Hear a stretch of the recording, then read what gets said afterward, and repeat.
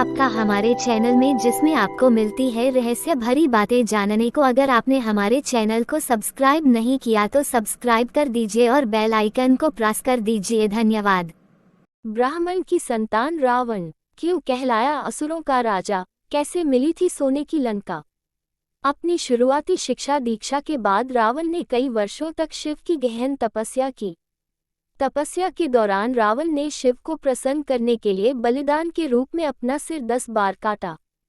हर बार जब वो अपना सिर काटता था तो उसके धड़ में एक नया सिर लग जाता था, जिससे उसने अपनी तपस्या पूरी की और अंत में भगवान शिव ने उसकी तपस्या से प्रसन्न होकर उसे वरदान दिया। तब रावण ने अहंकार में अपने वरदान में नश्वर इंसानों को छोड़कर देवताओं, राक्षसों, सांप और जंगली जानवरों से हानि ना होने का वर मांगा, जिसका मतलब था कि ये सभी प्रजातियां उसे कोई नुकसान नहीं पहुंचा सकती। यही वजह है कि बाद में मनुष्य रूप में जन्म लेकर राम ने रावण का अंत किया था। रामायण, विजयदशमी या दिवाली का जिक्र होने पर हमारे मन में सबसे पहला ख्याल श्री राम और रावण के युद्ध और भगवान राम द्वारा रावण के अंत का आता है। लेकिन शास्त्रों में रावण को एक दैत्य, राक्षस, अत्याचारी के अलावा भी कई रूपों में वर्णित किया गया है।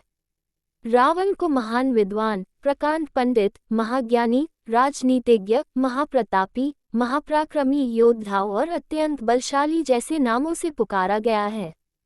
रामायण में जिक्र है कि राम ने भी एक बार रावण को महाविद्वान, उसके ज्ञान के संदर्भ में महान ब्राह्मण के रूप में संबोधित किया था। रामायण में रावण को ऋषि विश्रवा की संतान बताया गया है, लेकिन उसकी मां कैकसी क्षत्रिय राक्षस कुल की थी, इसलिए उसे ब्रह्मराक्षस कहा जाता था। राक्षसी और क्षत्रिय दोनों गुणों के साथ वो बेहद बलशाली और बहुत बड़ा शिव भक्त था। रावण का जन्म महान ऋषि विश्रवा वैश्यमुनि और उनकी पत्नी दैत्य राजकुमारी कैकसी के घर हुआ था। उनका जन्म देवगन में हुआ था, क्योंकि उनके दादा ऋषि पुलस्त्य ब्रह्मा के 10 मानस पुत्रों में एक थे।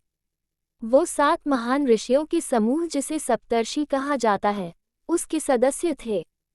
कैकसी के पिता और दैत्यों के राजा सुमालिया की इच्छा थी कि उनकी बेटी की शादी नश्वर दुनिया के सबसे शक्तिशाली व्यक्ति के साथ हो, ताकि उससे एक असाधारण संतान का जन्म हो।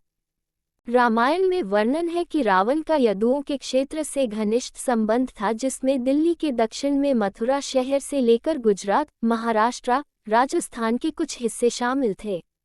माना जाता है कि रावण का संबंध लवनासुर से भी था, जो मथुरा का एक राक्षस था। लवनासुर को राम के सबसे छोटे भाई शत्रुघ्न ने मारा था।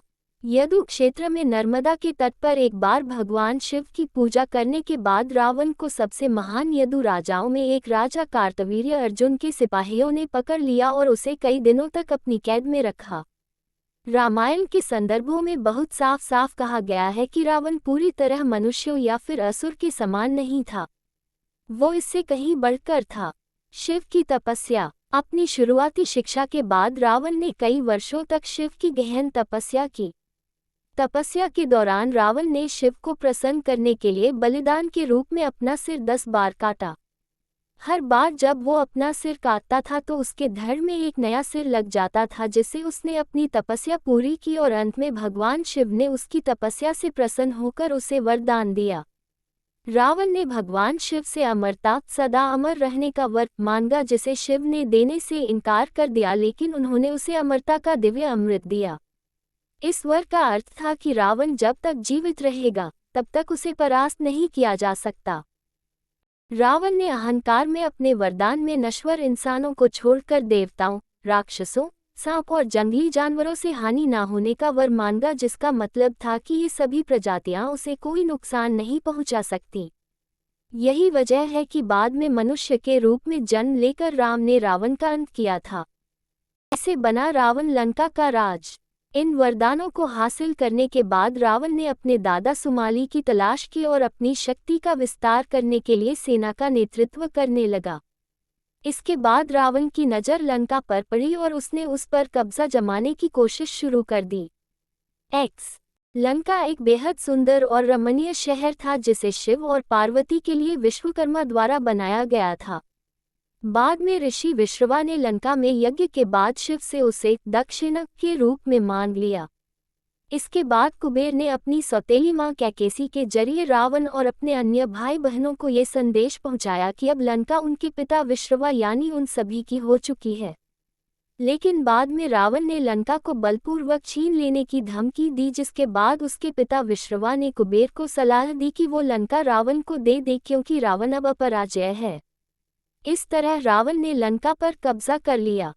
तब रावण ने भगवान शिव को प्रसन्न करने के लिए अपनी नसों को तोड़ दिया और उससे तार की तरह इस्तेमाल करते हुए संगीत बनाया और शिव की महिमा का गुणगान करने लगा। इस तरह उसने शिव तांडव स्तोत्र रच दिया। इसके बाद शिव ने उसे क्षमा कर दिया और उसकी भक्ति से खुश होकर उसे दिव्य तलवार चंद्रहास दी। कहा जाता है कि इस घटना के दौरान ही शिव द्वारा उसे रावण नाम दिया गया, जिसका अर्थ है तेज दहाड़, क्योंकि रावण का हाथ जब पर्वत के नीचे दबा तो उसके रोने से पृथ्वी कांप उठी थी। रावण इसके बाद भगवान शिव का आजीवन भक्त बन गया था। ऐसा बना रावण तीनों लोकों का विजेता। रावण की क्षमता और शक्ति वास्तव में विस्मयकारी थी। रावण ने कई बार मनुष्यों, देवताओं और राक्षसों पर विजय प्राप्त की।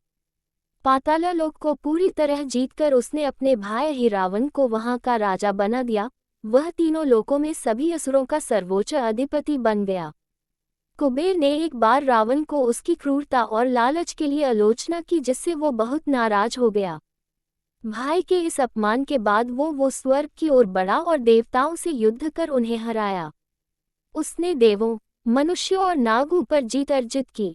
रामायण में रावण का सभी मनुष्यों और देवताओं पर विजेता के रूप में जिक्र किया गया है। हालांकि रावण का अहंकार उसके अंत का कारण बना।